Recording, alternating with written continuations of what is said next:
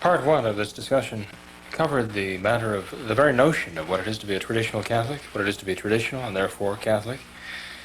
And it also talked about some of the dangers that beset traditional Catholics today that would make them not traditional and therefore not Catholic. And I said at the conclusion of part one that I would cover some of those very practical decisions that traditional Catholics have to make, which threaten their very honesty in calling themselves traditional and Catholic. Now, having rightfully and rightly rejected the corruption of the New Order religion, faithful Catholics, clergy and laity confront a number of grave problems for which they do not have the solutions. The temptation will present itself to simply cast aside all restraint and take initiatives, to presume prerogatives and competence which they do not have in order to solve these problems. They'll be looking to find solutions for which there is no precedent in Catholic history and which Catholic tradition nowhere endows them. Here is a real and present danger for traditional Catholics. By exceeding their competence in addressing the problems facing the Church, they would become no better than the New Order religion.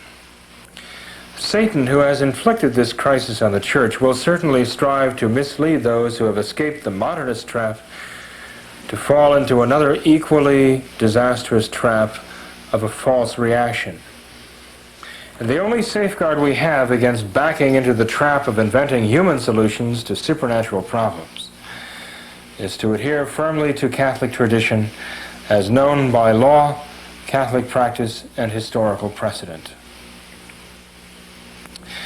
To illustrate this point, let me offer several examples of the temptation to exceed the competence afforded by Catholic tradition. The first example I would offer as a temptation to exceed our competence is that of marriage annulments. Those Catholics who have been associated with the priests of the Society of St. Pius V for any length of time know that we will not presume to grant marriage annulments. In cases where a marriage is automatically invalid according to law, as when, for example, a Roman Catholic attempts to be married by a Protestant minister or a justice of the peace, then we do simply acknowledge that the law itself declares such marriages to be null and void, in which case the parties involved were never validly married in the first place. However, in those cases which required a solemn judgment of the Catholic Church, as for example in cases questioning the proper intention necessary to marry validly, then we simply admit that we do not have the competence to judge such matters. The annulment of a marriage is a complex process with far-reaching and profound consequences. It is not just the statement of an opinion. It is a declaration of authority, and no simple priest has the authority to grant an annulment of marriage. Some years ago, a priest visiting me suggested that the traditional Catholic clergy in America get together to elect 3 priests to constitute a marriage tribunal. When I protested that we lacked the competence to rule on such cases, he said it would be a simple matter to choose 3 priests who would review the facts in marriage cases and grant or deny annulment requests. I asked him what would happen if all 3 failed to agree.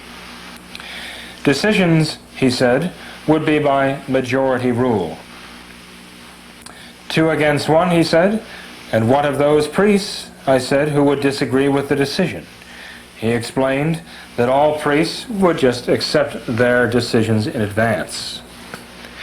Now, this is a clear-cut proposal for priests to grossly exceed their competency in dealing with the matters of the utmost delicacy and sacredness, which traditionally required years of highly skilled investigation, and finally an authoritative decree of judgment by the Holy See.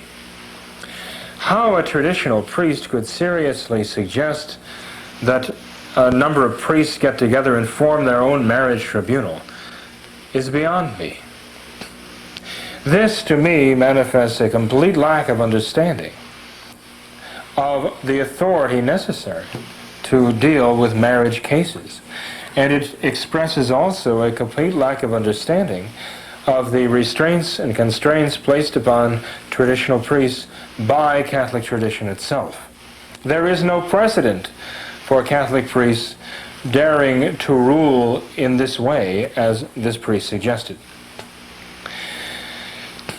Now, another such case is that of those who claim to be sedevacantists, but actually take that step beyond the confines of sacred tradition. And I'm talking about the sedevacantists who say, in our opinion, John Paul II is not the Pope.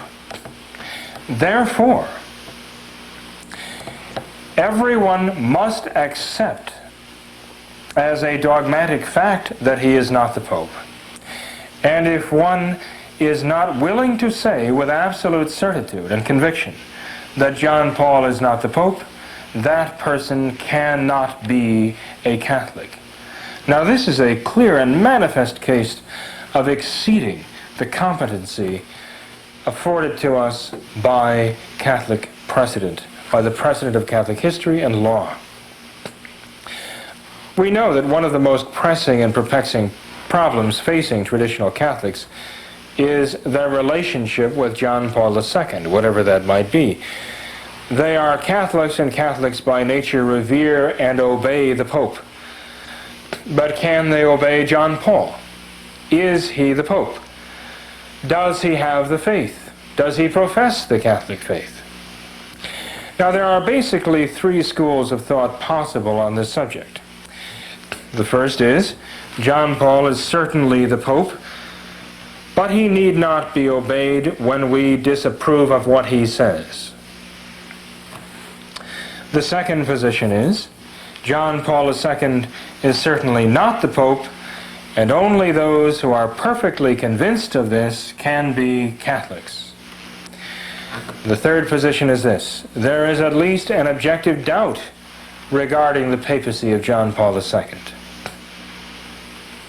Now, position one is the most preposterous and un-Catholic of all possible positions.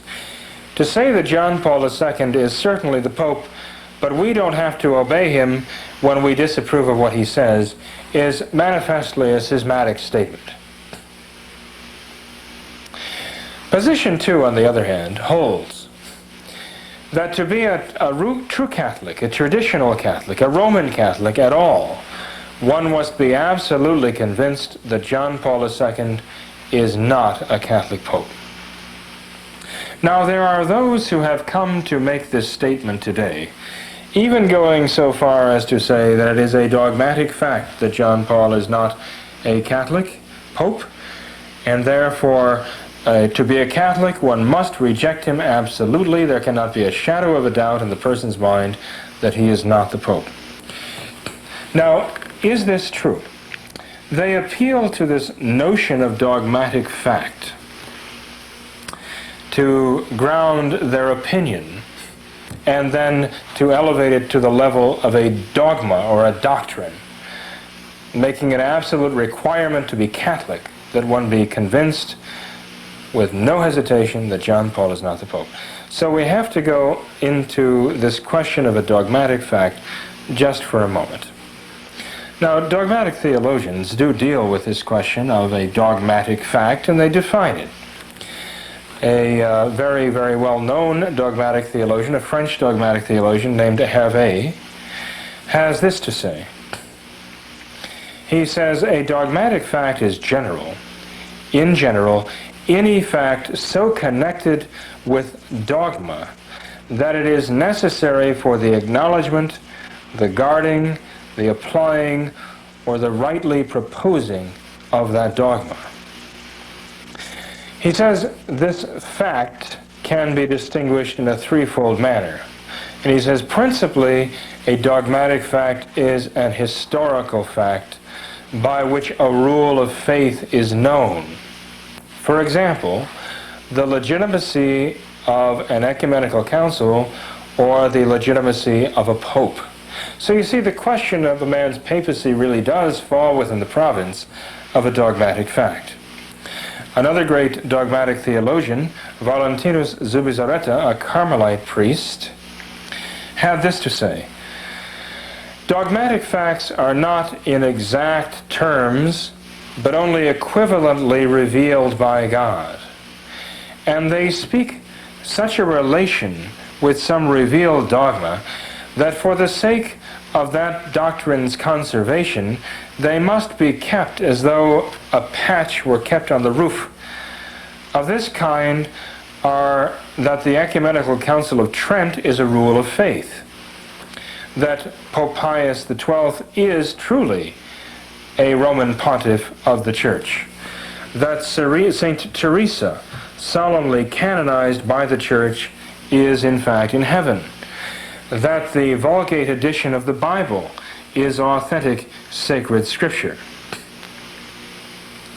Note that this theologian, Father Zubizarreta, holds that dogmatic facts are formally implicitly revealed by God because they are so closely revealed with a dogma of the faith and with the Church's infallibility.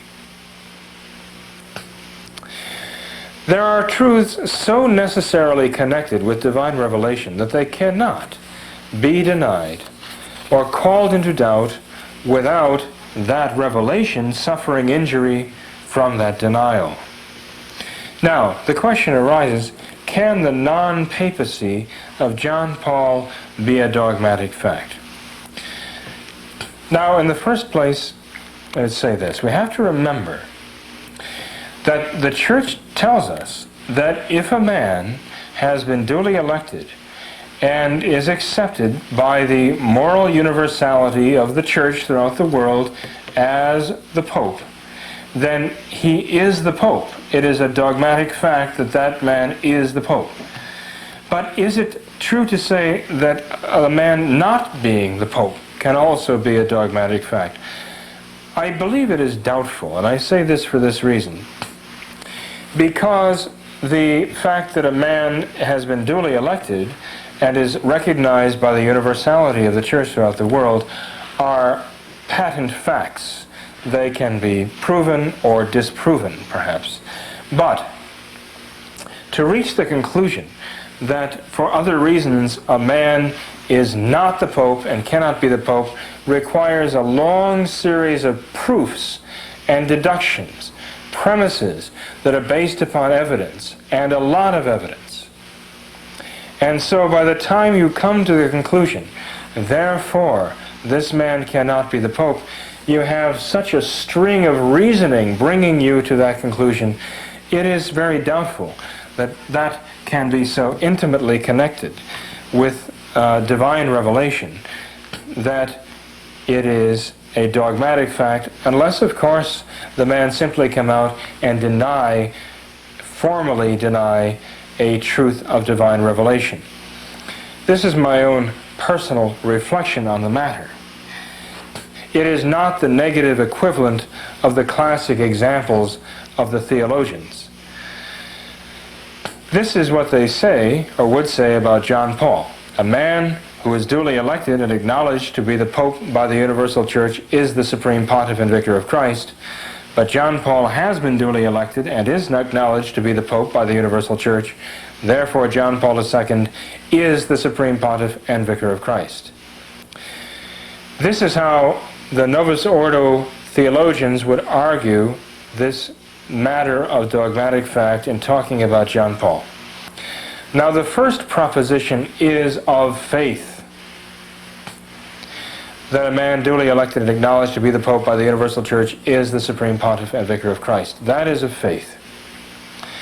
The second is considered to be an objective fact which one can verify, whether this man has been duly elected and is acknowledged to be the Pope by the Universal Church. To prove the conclusion wrong, one would have to demonstrate that John Paul was not duly elected, or that he is not acknowledged to be the Pope by the Universal Church. But assuming one could do this, again, would that necessarily make it a dogmatic fact that he was not the Pope? I do not believe so. I think it would have to be proven that it would. An alternative would be to try to prove that he had perhaps been elected, perhaps been acknowledged at one time, but that he had lost the papacy because of heresy, that he had defected from the faith. But even here, some serious Catholic theologians say that a pope who lost the faith would have to be deposed by the church before he would cease to be the pope, that he would not automatically cease being the pope. I'll get back to this question in a few moments. This is authority question. I believe it is stretching things to claim John Paul's non-papacy as a dogmatic fact, and that no one can be a traditional Catholic unless he's absolutely convinced of it. After all, we must always remember this. Even if it were a dogmatic fact that John Paul were not the Pope, the opposite would still only be a sententia falsa, that is, a false opinion or a false proposition. It would not be a heresy, and one would not cease being a Catholic for holding it. Thus the contention that no one can be a traditional Catholic unless and until he believes and has absolute certitude, without doubt, that John Paul II is not a true pope, is another case of a priest exceeding his competency. Such a judgment presumes to bind the consciences of all the faithful. That authority is proper to the magisterial authority of the Church. There is no precedent in the Church tradition of an individual priest possessing the authority to pronounce such a judgment, which is tantamount to a dogmatic decree, obliging de fina et catholica, that is, obliging by an obligation of divine and Catholic faith what is essentially his own opinion. This is an exceeding of his authority and competency. No priest has the right to do that. But he would turn around perhaps and say, but wait a minute, unless you're absolutely convinced that John Paul is not the Pope, then you must obey him. This is what most of the sedevacantists who adopt this extreme position say. They say, you cannot be a traditional Catholic priest unless you can say with certitude, absolute conviction, that he is not the Pope. Well, I say to them that they're wrong in that. And I can back that up. One does not have to have absolute certitude that a man is not the Pope in order to disregard what he says and continue functioning as a traditional Roman Catholic priest. And the first authority that I would adduce to establish that fact is that of an apologist for the faith in 19th century England, a very well-known writer by the name of Father Ryder of the Oratorian Fathers, in his work on Catholic controversy published in 1882. This is what he said about the papacy. He said, I answer first that it has always been maintained by Catholic theologians that for heresy the Church may judge the Pope, because, as most maintain, by heresy he ceases to be the Pope. There is no variance on this head amongst theologians that I know of, except that some, with Terracramata and Bellarmine, hold that by heresy he ipso facto ceases to be Pope, whilst others with Cajetan and John of St. Thomas maintain that he would not formally cease to be Pope until he was formally deposed. The privilege of infallible teaching only belongs to an undoubted Pope, and on the claims of a doubtful, disputed Pope, the Church has the right of judging. And then he goes on to say this, and this is extremely important. During a contested papacy, the state of things approximates an interregnum, that is, a gap between popes, after one pope has died and before another pope is elected. During a contested papacy, the state of thing approximates an interregnum. The exercise of active infallibility is suspended. It is a paralytic seizure which has been permitted now and again to afflict the Church for a brief space, in order that we may know the more how to appreciate the vigor of our normal ecclesiastical life. Well, actually, Father Ryder is simply voicing the words of Our Lady at La Salette, and especially at Fatima. Our Lady predicted that these apparitions, that our Lord would strike the church, that our Lord would afflict the church for a brief space. This would be a great chastisement. So it should not surprise us that such a thing is possible and could happen, and in fact is happening even today. But what is important is to listen to the words of Father Ryder, that even if a pope's legitimacy were contested or doubtful, his infallible powers would be suspended. He could not use them. Why would even a doubtful pope's infallibility be withheld? Even should the doubt eventually be dispelled and he be proven to have been the pope all along, nonetheless he could not exercise his papal powers. Well, I think the answer is given by the reflex principles of the Church. There are reflex principles which enable theologians and parish priests to decide moral questions in which the facts involved may not be entirely clear.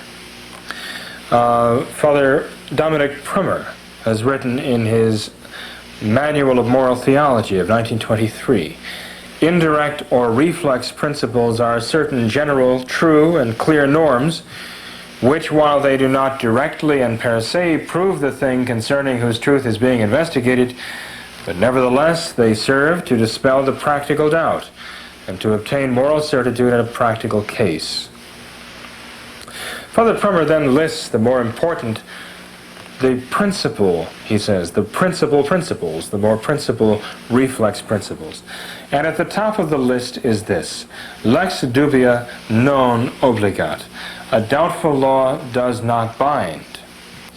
Now, certainly, if the authority behind a law is doubtful, then the law itself is doubtful. If the law itself is doubtful, because based upon doubtful authority, then the doubtful law does not bind. If there remains an objective doubt concerning whether a man is a true pope, then his authority is necessarily doubtful. And if his authority is doubtful, whatever commands he gives must also be doubtful, and therefore those commands or laws would be doubtful and they would not bind. This is simply applying this reflex principle of moral theology. Thus, if the reforms, the changes in the Church, do not constitute an objective, prudent, and reasonable doubt concerning the authority and Catholicity of those responsible for them, I mean the post-Vatican II popes and their followers, then both they and their authors must be accepted and obeyed. But if the changes in the Church must be rejected in conscience, because they are a grave attack against the integrity of the faith, then necessarily they constitute an objective doubt, and they give us an objective doubt about the authority and the Catholicity of those responsible for them. They call into question the authority of John Paul, of Paul VI, and so on. That doubt that says these destructive acts cannot possibly be the work of Christ or of His Church. Now these are very important points to make here, because it is not necessary for one to have absolute conviction that John Paul II is not a legitimate pontiff in order to function as a true Roman Catholic priest or to continue to function as a Roman Catholic layman attending the traditional Mass and practicing the traditional Catholic faith. Absolutely not. All that is necessary is to acknowledge the fact that there is an objective doubt about the papacy of John Paul. One need not say, I am absolutely convinced that he is not the Pope, although one could say that. Personally, he is convinced of that fact, beyond a reasonable doubt. But in saying that, he must say it is only logical that John Paul is not the Pope. But it is only logical. It is not a doctrine of faith. It is not a dogma. He cannot impose that on the consciences of others. Sure, he may say, well, the facts lead inevitably to this conclusion. Well, perhaps they lead him inevitably to that conclusion by the process of reason and logic. But the fact that another, by the process of reason and logic, has not led to the same conclusion does not make that other person a heretic, or does not make him a non-Catholic. There has to be an authority which declares the things that are necessary to be believed by all Catholics, and that if they don't believe it, they cannot be Catholics. And that authority is not possessed by any of these individual priests. They can say, it is my opinion, it is only reasonable, it is only logical to believe this, but they must always remember, yes, it is only reasonable, it is only logical, it is not divine revelation. There are some theologians who say that if a pope were to fall into manifest heresy and formal heresy, he would automatically stop being the pope. But you see, that would have to be proven, and it would have to be proven to all. And a person to whom that had not yet been sufficiently proven would not necessarily stop being a Catholic because it had not been adequately proven to him, and he was not necessarily convinced of it. Yet there were other theologians who held that even if a pope were to fall into manifest and formal heresy, he would not formally cease being the pope until he had been declared such by the Church. That has not taken place yet. And so those priests who dare to impose this as an obligation of Catholic faith, to say that John Paul is most certainly not the Pope, are exceeding their competency. Not only that, they are exceeding their honesty, because they themselves do not practice the consequences of what they say. One of these priests, who is perhaps the most outspoken nowadays about this issue, himself acknowledged to me, in the very same breath in which he was upholding this quasi-dogma of John Paul's non-papacy, that fully 75%, in his estimation, of his own people in his parish do not firmly hold to the non-papacy of John Paul II. They admit that he might be the Pope, or they simply say they don't know, they question it. But he still does give them Holy Communion. He still does recognize them as Catholics, even though they are not ready to accept his pseudo-dogma. And therefore, I think this is outrageous that a priest should presume this authority to make it a matter of divine and Catholic faith that John Paul II is not the Pope, when there is so much confusion rife among the Catholics. By the way, I should also point out this fact, that the very priests now who are leading this charge and trying to make it of divine Catholic faith that one accept this pseudo-dogma of theirs, 10 years ago were men who were both using John Paul II's name in the canon of the Mass and urging others to do so. Now, in the course of the last 10 years, they have changed their opinions drastically and radically to the extreme opposite. And the reason they explain this is, they say that now so many things have taken place to make it clearer that John Paul is not and cannot be the Pope, that everybody must recognize it. Well, I would say to them, fathers, be reasonable. Surely you cannot say that once you have figured out that he's not the Pope, everybody has to see it clearly also, as though you were the last ones to be able to figure it out. And that means it must be so evident that everybody must see it. Surely that's not what you could mean. And secondly, I would say to you that it was perfectly clear back in 1979, while you were still using John Paul's name in the canon of the Mass, it was perfectly clear to other priests that he was not the Pope or did not have the Catholic faith. They even raised this point with you, and you told them that they couldn't say such things. Or you told them it was a matter of opinion. Now you've drastically changed your opinion. That should make you realize this can't be a matter of dogma. It's a matter of gathering facts and reasoning to a conclusion.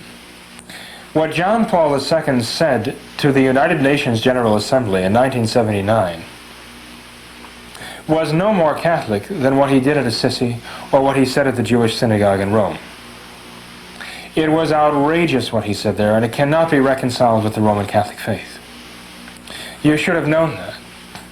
And if that was not enough to convince you in 1979, why you can claim now in 1993 that everyone must now see it clearly because of subsequent developments.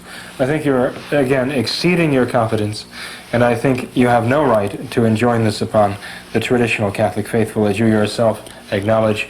Even the majority of your own followers, or the people you serve, do not see things as your way, do not see it as a dogma, and yet you accept them to be Roman Catholics as much as yourselves in practice. So please drop the pretense. Another case of Catholic priests, traditional priests, exceeding their competence lies in this matter of the Thuc bishops. Of all the concerns which traditional Catholics have concerning their hopes for the future, they depend upon the raising up of true traditional Catholic bishops to shepherd the Catholic faithful and to ordain for them valid and devout priests. Now, some years ago, the Miami Voice, a so-called Catholic publication, candidly stated that the whole strategy of the Vatican was to prevent Archbishop Lefebvre from consecrating any bishops, since without them his movement would necessarily eventually die out. In order to perpetuate itself, any traditional Catholic effort must have bishops. No bishops, no priests, no priests, no Mass. No Mass, no Blessed Sacrament, no absolution in confession. Without these, one can hold the faith, but one cannot fully practice it. Now, some have sought to remedy this lack of episcopal power by seeking to obtain bishops or obtain episcopal orders in a variety of ways. One priest who visited Bishop Antonio de Castro Mayer in the late 1980s came away from his visit in Brazil saying that the bishop had told him, "Go to Gerard. If it's good enough for Gerard, it's good enough for me."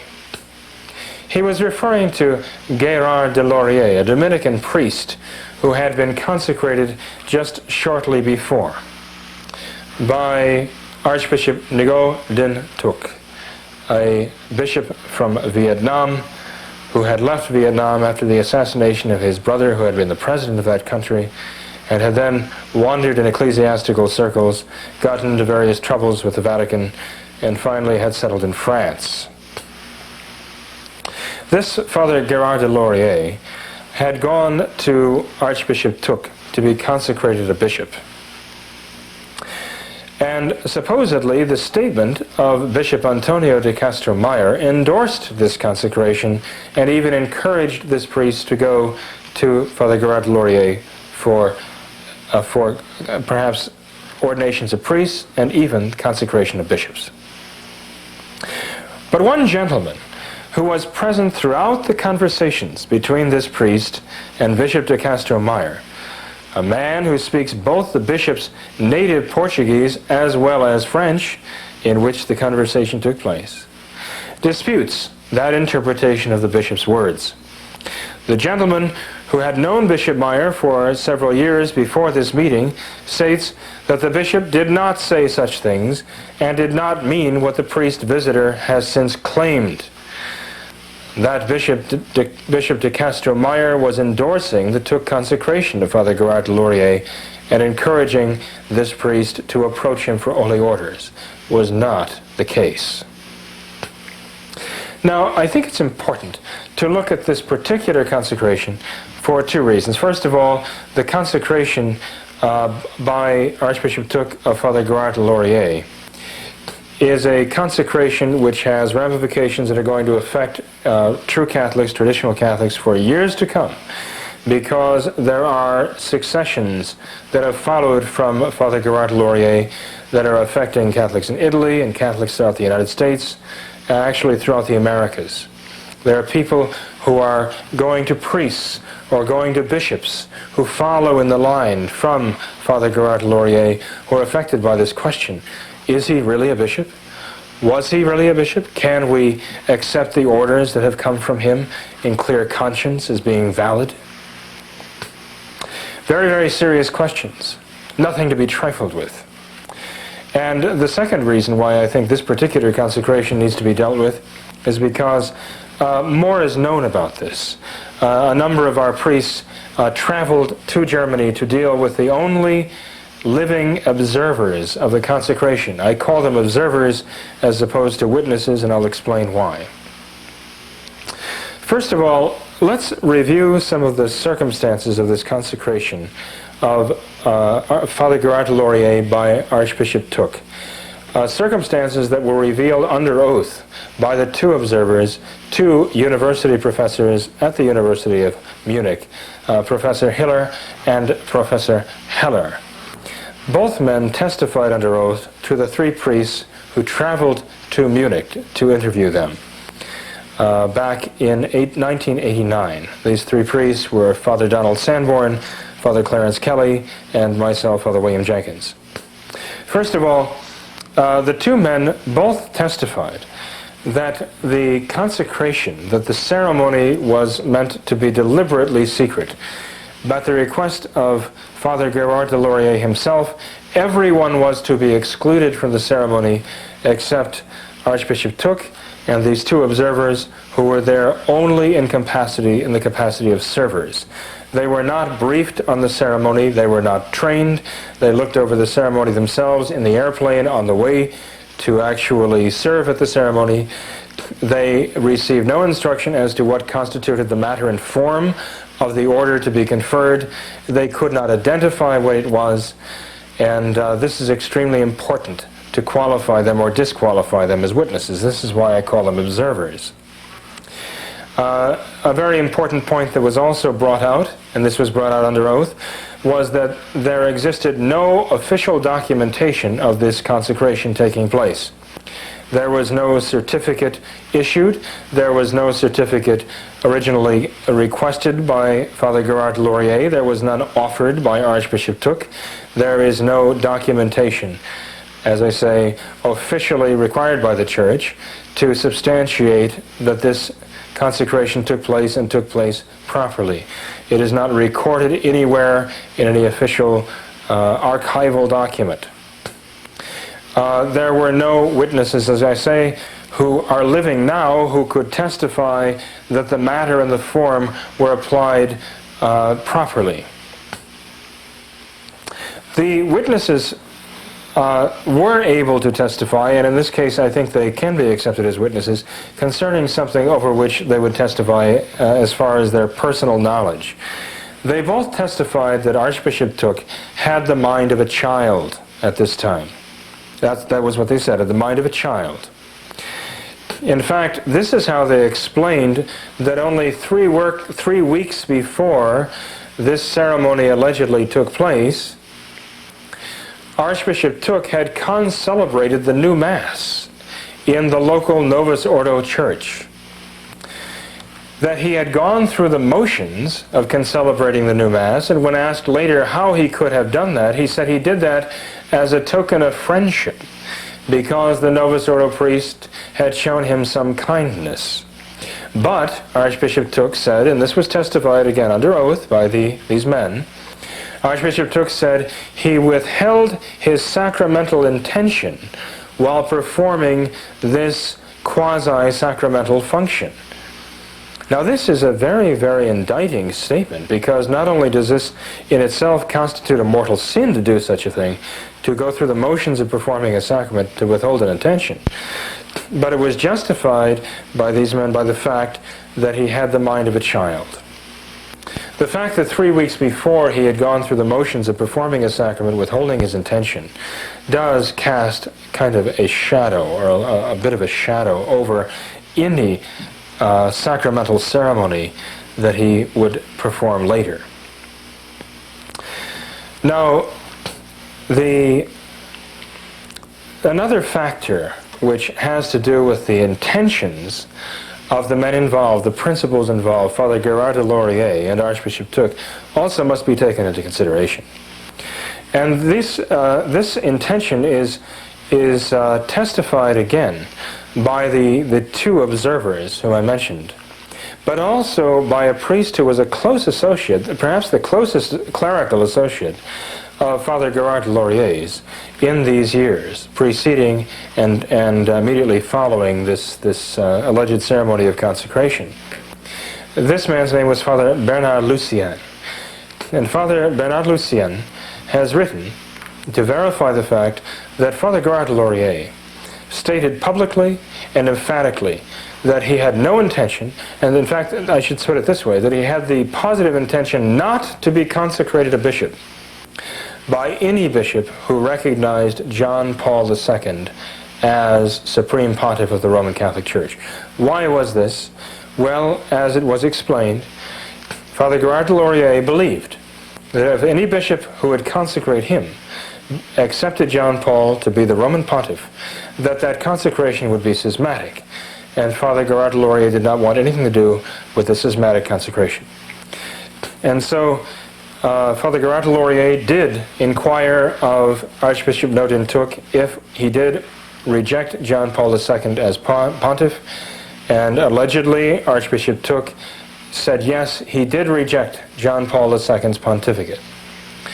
But our two observers did again testify under oath that during the ceremony that they saw, Father Gerard de Laurier was repeatedly interrupting Archbishop Thuc during the initial part of the ceremony, because Archbishop Thuc, who had just told Father de Laurier he did not accept John Paul II's papacy, was repeatedly invoking John Paul II's name during the mandatum section of the ceremony, according to which the name of the Pope who gave the mandate for the consecration is mentioned as the authority authorizing the consecration.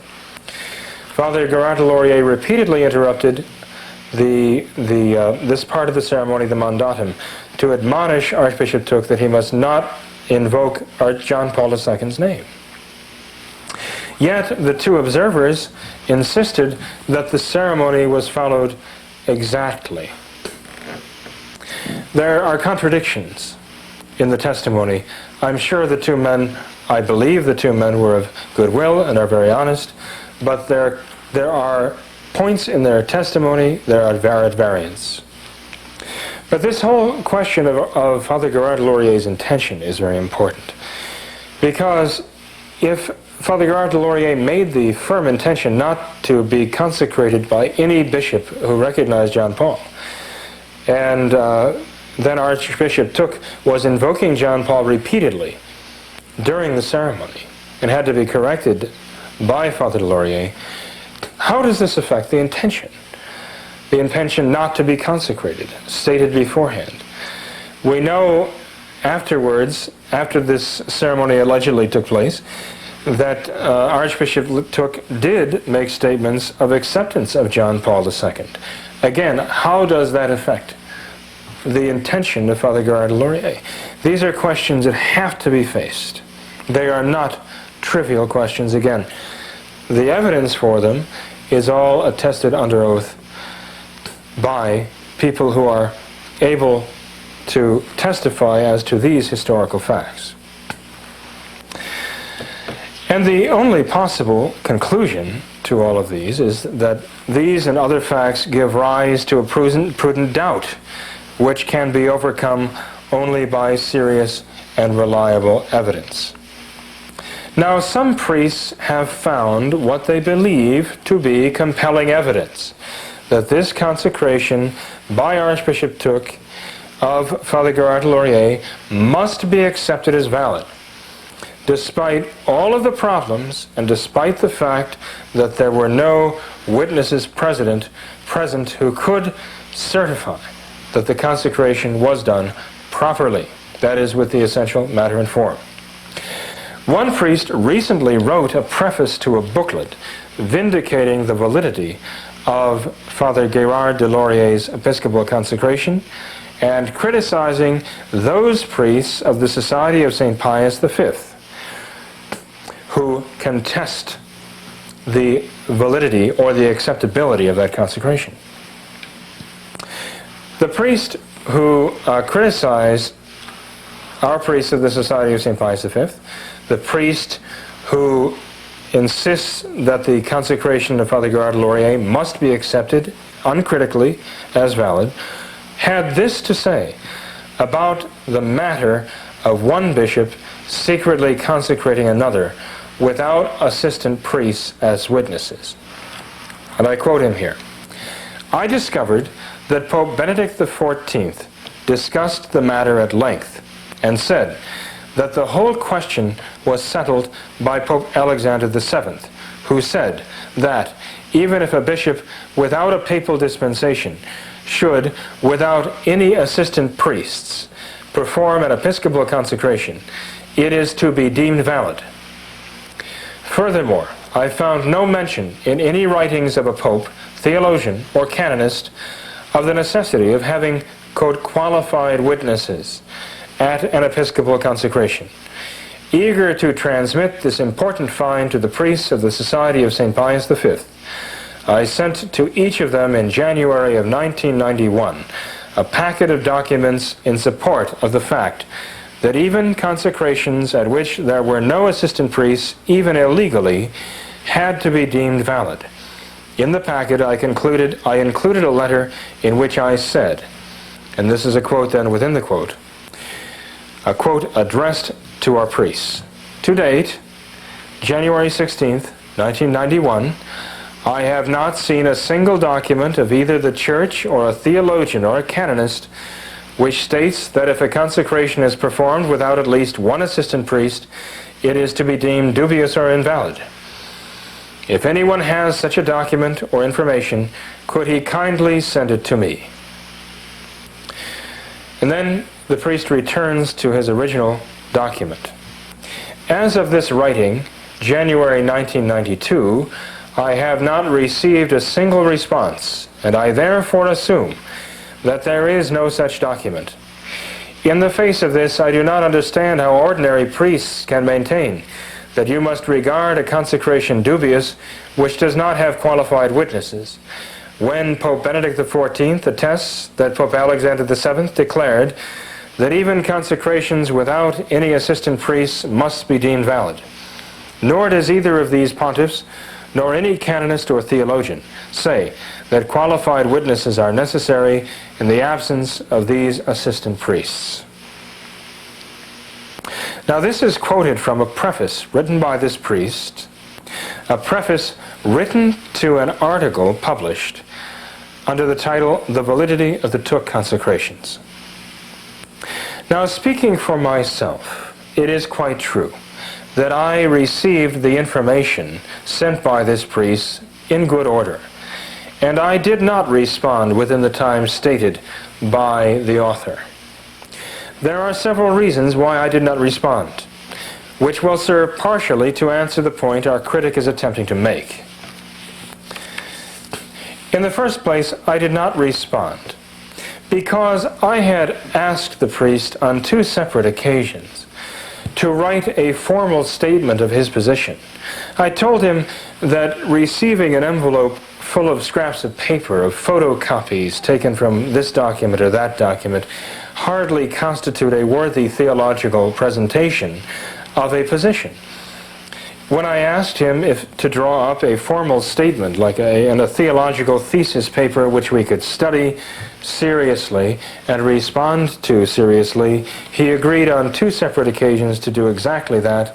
This theological paper never appeared, and then suddenly there was a statement, the statement that I just read to you, accusing us of not responding to the photocopies that had been sent to us. I don't understand how this could happen when the priest had assured me that he would do a more formal write-up, but I gather that perhaps he was too busy and perhaps he forgot. Nonetheless, the fact remains, at least I, speaking for myself, did not respond because I was assured there would be a more formal presentation and I was awaiting that worthy theological effort. But secondly, I really believe that there was no need to produce information contrary to what this priest had provided. And I believe there was no need to provide information contrary to what he provided because the quote that he provides is not a quote at all and doesn't prove the point that he is trying to make. he alludes to a statement by Pope Benedict XIV, which alludes to a statement by an earlier Pope, Alexander VII. But neither statement by Benedict XIV or Alexander VII is ever quoted verbatim. It is simply interpreted, what they said. This is very shoddy scholarship. Not only that, but even the interpretation of what is said is taken out of context and used to prove a point which the statements do not prove in any way. The statement that is given is that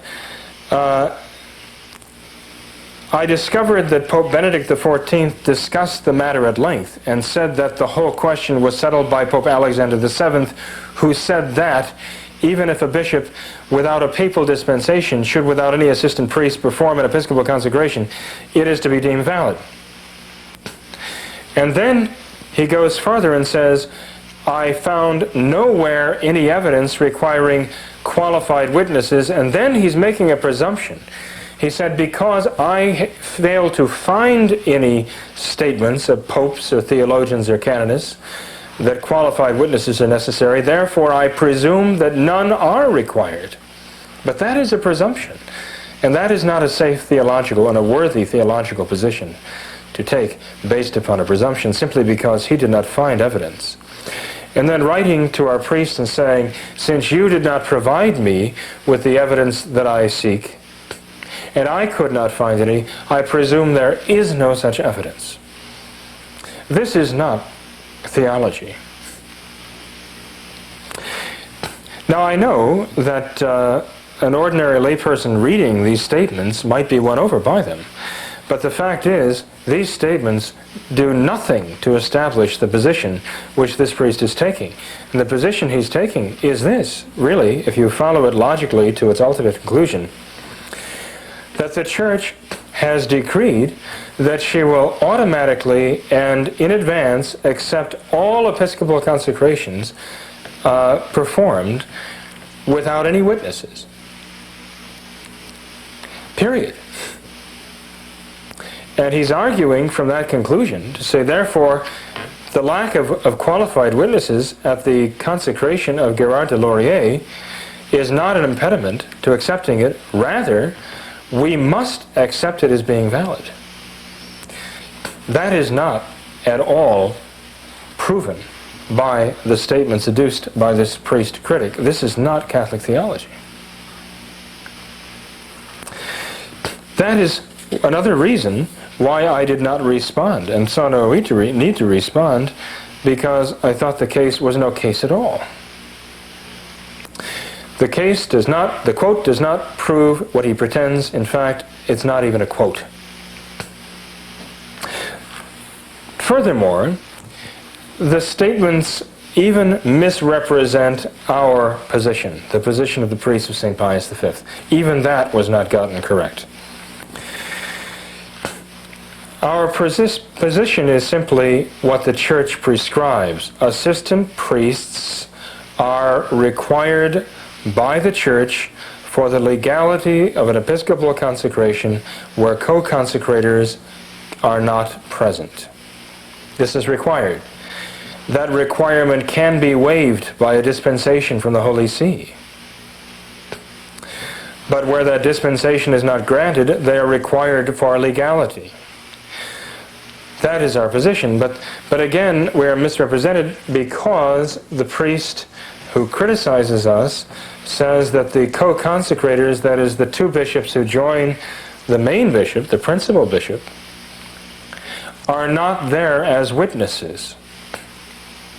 Therefore, the assistant priests who can sometimes, by papal dispensation, replace those co-consecrators are not there as witnesses either. And therefore, he extrapolates this to say that no qualified witnesses are ever required by the Church. This is manifestly ridiculous.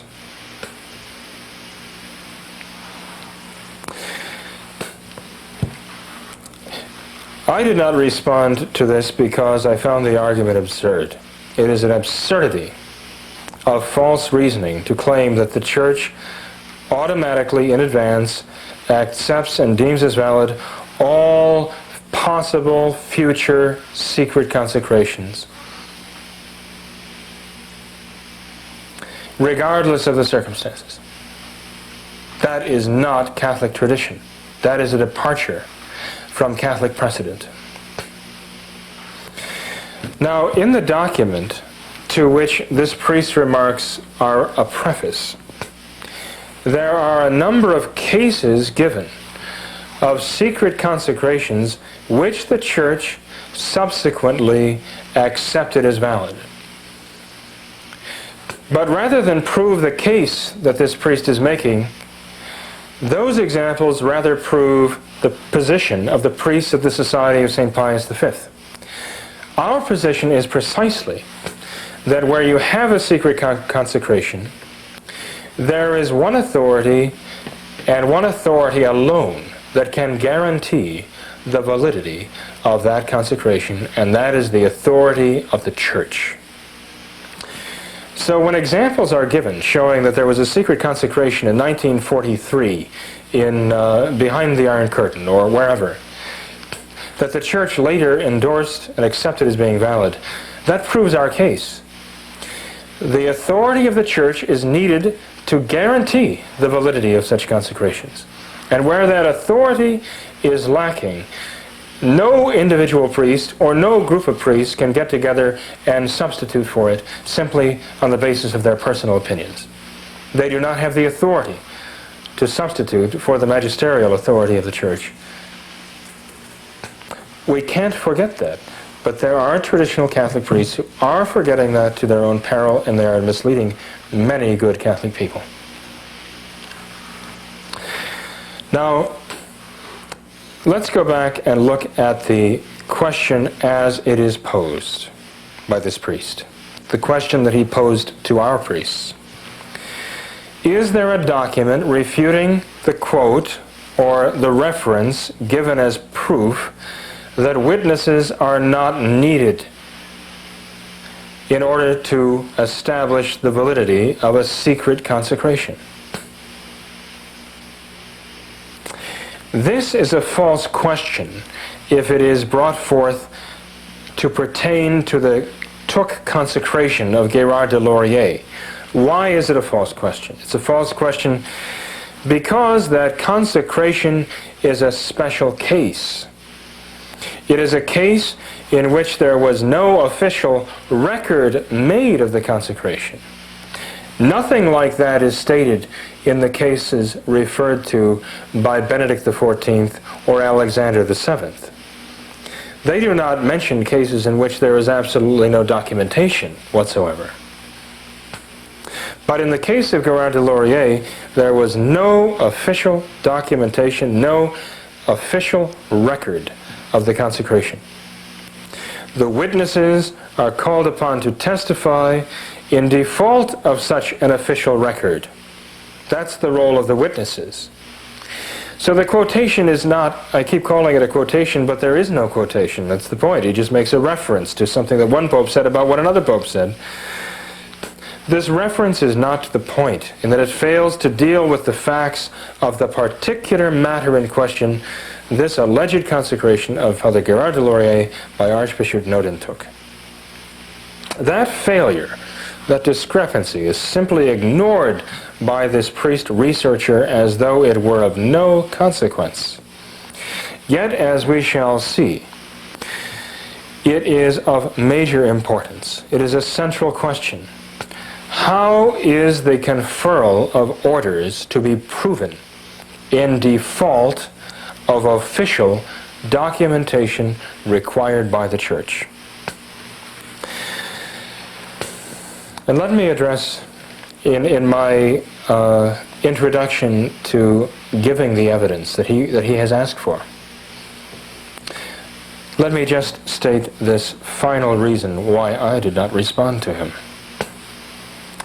Knowing the intelligence of this priest and the amount of time and effort that he says he expended in his research, I assumed that the information he demanded would be very, very difficult to find.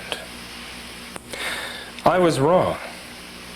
One of the standard reference works in moral theology, used routinely by seminarians and priests alike, is the work of a Jesuit priest, Father Felix Capello, past professor of moral theology at the Pontifical University, the Gregorianum in Rome. It was in this easily accessible standard reference work that I found an answer which appears to me to be a straightforward, direct settlement of the question raised by this priest, our critic. But first, in order to understand what Father Capello says, one must know what the Church ordinarily requires by way of evidence to prove that an ordination has in fact taken place. And for this, all we have to do is turn to a law of the Church, Canon 1010 of the Code of Canon Law. Canon 1010 explains what the Church demands by way of direct evidence that an ordination took place, that a consecration took place. It says, after an ordination has been held, the names of the individuals ordained, the name of the minister of ordination, and the place and date of the same shall be entered in a special book, which is to be carefully preserved in the curia of the place in which the ordination took place, together with all documents pertaining to the ordination. To each candidate ordained, an authentic testimonial of the order received shall be given. But the question here is, what happens when there are no documents? What happens when the official records documenting the ordination have been destroyed or lost, or, as in the case of Father Gérard de Laurier, never made? What proof does the Church then require? That's the point. The eminent moral and sacramental theologian, Father Capello, explains in his excellent work, De Ordinatione, on the sacraments of the Church, and in this volume on the sacrament of orders, published in 1935, to prove a conferred ordination if the documents of the archive have been burned or lost. One witness is sufficient from analogy of the law, above every exception, provided that he be with prejudice to no one. And then the examples that are given are the bishop himself, the pastor, the episcopal chancellor, and others of the same kind. Now, I know that statement might seem confusing at first, but it's of the utmost importance because it is exactly what our priest critic claims he couldn't find. To prove a conferred ordination, if the documents of the archive have been burned or lost, one witness is sufficient from analogy of law, a witness who is above every exception, provided that he be with prejudice to no one, the bishop, the pastor, the episcopal chancellor. Now, what does this statement mean? Well, first of all, it means that if there are no official documents attesting to a consecration, a witness is needed. A witness is needed, and we're going to find out what kind of witness from this, what he says here as an analogy of law. A witness who is unimpeachable, whose testimony is unchallengeable. Omni exceptione maior, above every exception. And who is not prejudiced or biased in any way, provided that he be with prejudice to no one. The examples of such qualified witnesses would be the bishop himself, the pastor of the place, the episcopal chancellor. That's the kind of witness they're talking about as required here to guarantee a consecration or any conferral of orders for which there are no documents. But what does this mean, ex analogia legis, from analogy of the law? See, this is very important, because in the law itself, it does not go into great detail about what is required to prove a consecration. Father Capello says we learn that by applying the same rules to proving the sacrament of holy orders as we use for proving the sacrament of baptism. That's the analogy. The analogy between the sacrament of holy orders and the proof necessary to establish it, the sacrament of baptism and the proof necessary to establish it. And the Code of Law does go into detail about what is required to prove baptism, and there are extensive commentaries concerning this proof. The canon of law to which Father Capello refers in his note on this statement is Canon 779. He says we should refer to that canon to understand what he means by this, what kind of proof is necessary. This is what Canon 779 says. Unless the rights of a third party are prejudiced thereby, one witness who is absolutely trustworthy, or the oath of the baptized party himself, if he was baptized at an adult age, suffices for the proof of baptism. What does this mean in the practical order? Well, two renowned canonists, both Franciscan priests, Stanislaus Woywood and Callistus Smith, wrote an explanation of this canon in their practical commentary on the Code of Canon Law published in 1952. And this is how they explained that canon. If the baptismal record has been properly made, it is full legal proof of baptism according to Canon 1813. Very important statement, because it says exactly what we're saying about holy orders. If the documentation, the official record is made, that is full legal proof. If, however, for any reason no record can be had, baptism must be proved by witnesses. Precisely our point with regard to holy orders. The general principle is expressed in Canon 1791, that the deposition, that is, taking testimony under oath, the deposition of one witness does not constitute full proof, unless he is a qualified witness who gives testimony concerning acts done in his official capacity. But when there is question merely of getting the testimony of baptism as it is required before confirmation, First Holy Communion, ordination, marriage, where the rights of third parties are not concerned, where it's just the individual himself, the testimony of one absolutely reliable witness who testifies out of his own personal knowledge is sufficient. So you see, even where the rights of a third party are not involved, there is still required the testimony of an absolutely reliable witness who testifies from his own personal knowledge. But in matters of ordination here, whether an ordination was conferred validly, you have the rights of hundreds, perhaps thousands of other people who are going to be going to this man to receive the sacraments. They are at stake here. And this commentary by these canonists says the deposition of one witness does not constitute full proof. He must be a qualified witness who gives testimony concerning acts done in his official capacity. In his official capacity. In all other cases where the rights of third parties are affected by the proof of baptism, for instance, in a marriage case in which the validity of the marriage is attacked on account of the baptism, one witness does not fully prove baptism or non-baptism.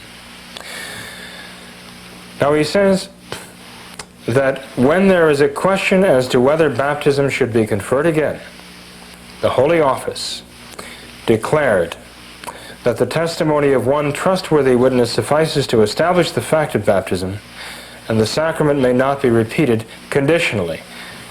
But remember, he says, where one such witness testifies that the baptism has been properly conferred. So this tells us not only the kind of witness we need. Well, I should start with this. It not only tells us that we need witness, at least one witness in a case where the rights of no third party are involved, but we need more than that where the rights of third parties are involved. It tells us that we need witnesses. It tells us what kind of witnesses we need, absolutely unimpeachable, who can testify from personal knowledge of matters of which they know, and the kind of testimony they must give, that the sacrament was properly conferred. All of that is contained in these statements by these two very well-known canonists.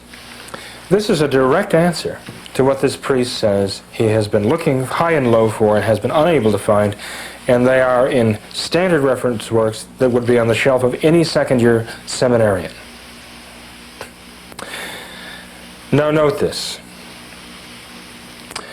Canon 1791 says this, because these commentators refer to that canon, and I think you should know what it says. The deposition of one witness does not constitute full proof, unless he is a so-called qualified witness, who testifies as to things done in his official capacity. For example, a pastor in reference to his pastoral duties or functions. If two or three absolutely trustworthy witnesses testify in court under oath as to some affair or fact, and do so of their own personal knowledge, and their testimony is strictly concordant, it is considered sufficient proof. If, however, in view of the very serious nature of an affair, or because of indications which create doubt as to the truth of things asserted, the judge believes it is necessary, he may demand more complete proofs. Now, that's a lot of words, but let's go through it again carefully, because a lot depends upon this, perhaps the validity of consecrations at holy masses that you yourselves might even be attending someday. The validity of holy orders that your sons might even receive someday from the descendants of the Thuc bishops. Look what this says here. Canon 1791. The sworn testimony of one witness does not constitute full proof, unless he is a so-called qualified witness. He must testify regarding things done in his official capacity.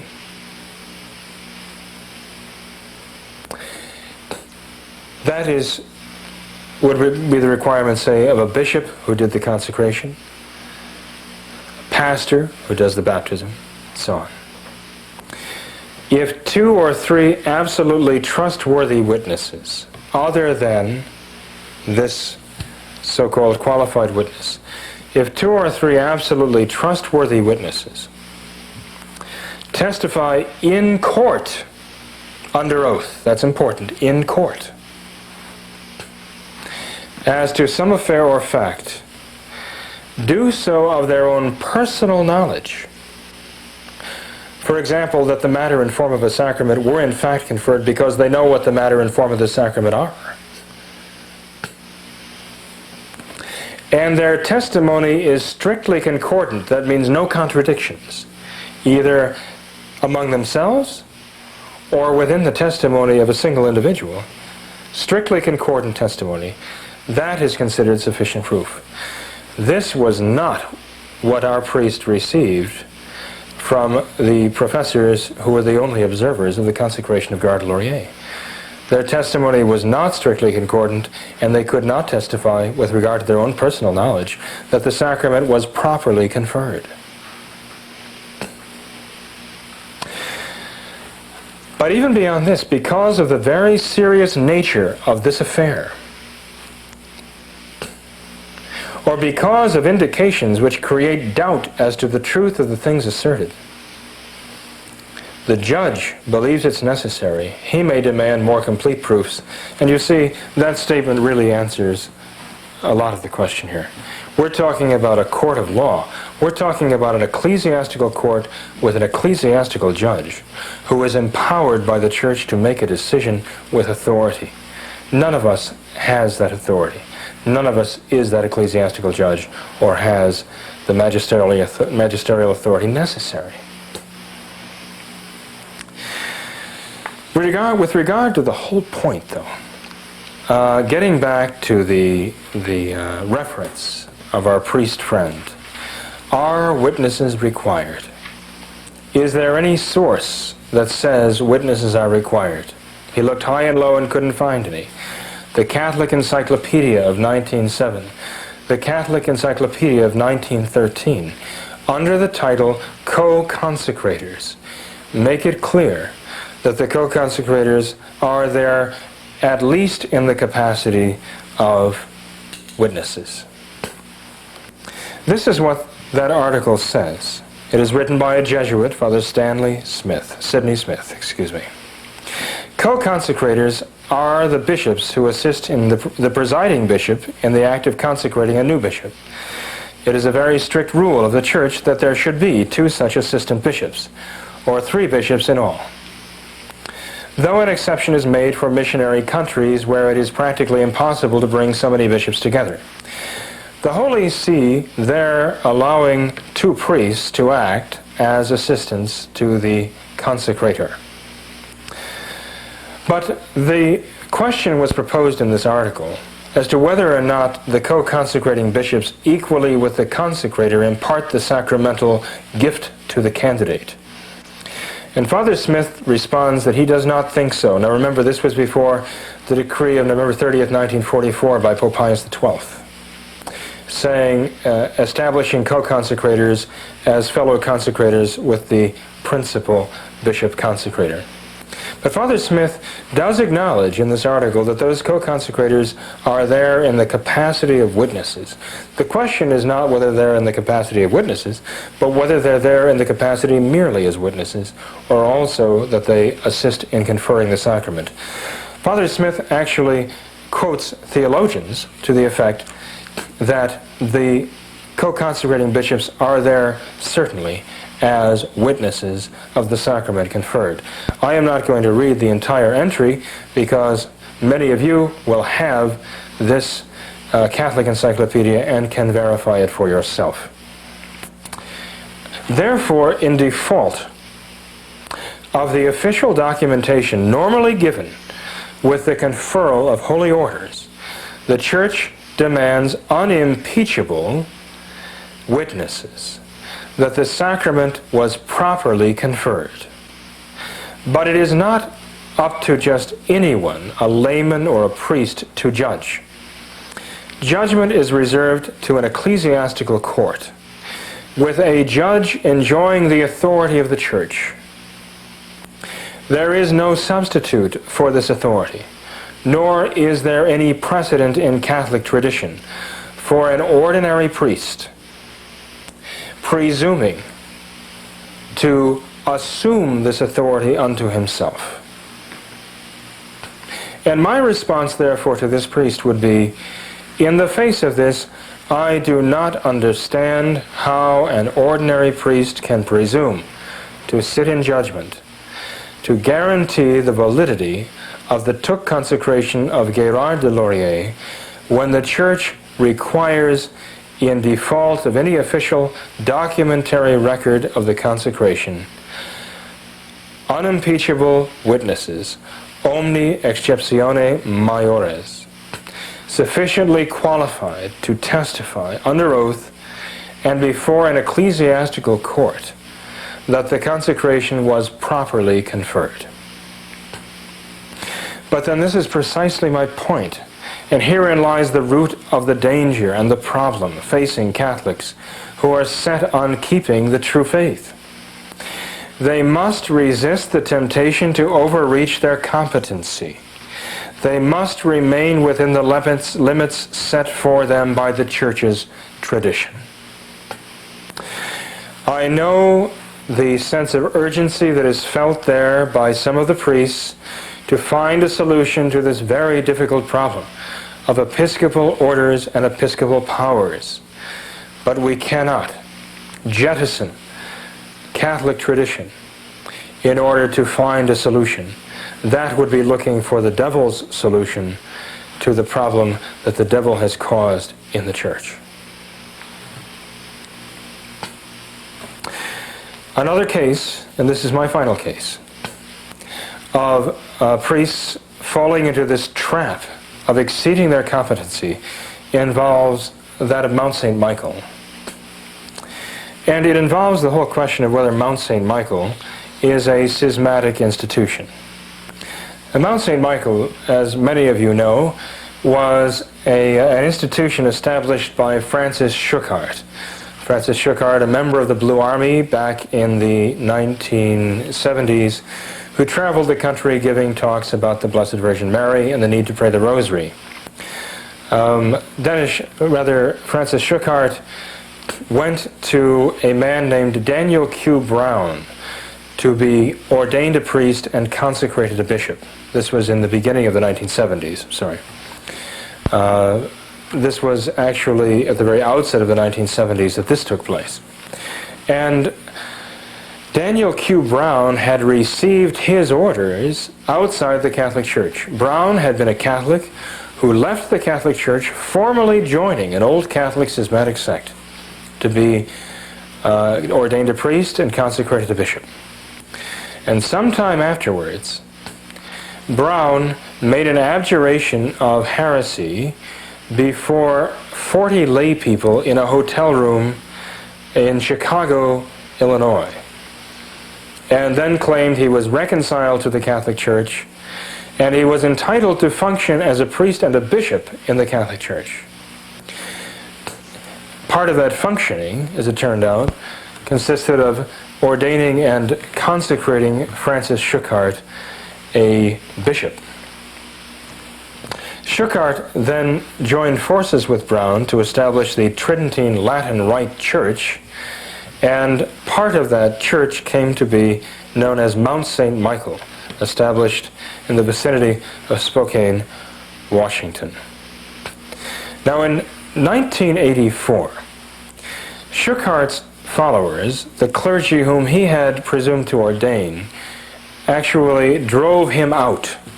And they drove him out because scandals associated with him became common in the press. Documentaries were being published and aired in the newspapers and over local television. And so Schuckardt's right-hand man for 9 years, the previous 9 years, oversaw the expulsion of Schuckardt, and then that vicar general, Schuckardt's assistant, Dennis Chicoine, wrote a public letter dated June 21st, 1984. And in that letter, Dennis Chicoine explained why it was necessary and morally correct to expel Schuckardt from the organization. Dennis Chicoine explains in a clear and forthright manner, he says, why Schuckardt was finally ousted. Amongst the charges of incompetency and immorality is Francis Schuckardt's pretension to be the Pope. That is, Francis Schuckardt considered himself to be the Pope and wanted others to acknowledge him to be the Pope. This is the evidence quoted from Dennis Chicoine's open letter, and I quote Chicoine's words. I have in my possession a booklet written by a member of the community which bears the nihil obstat of Bishop Schuckardt. This booklet contains an erroneous history of Bishop Schuckardt's life, of his episcopal consecration, and makes reference to Bishop Schuckardt as Pope Adrian VII, and has a chart showing Our Lady of Guadalupe presenting the papal tiara to Bishop Schuckardt.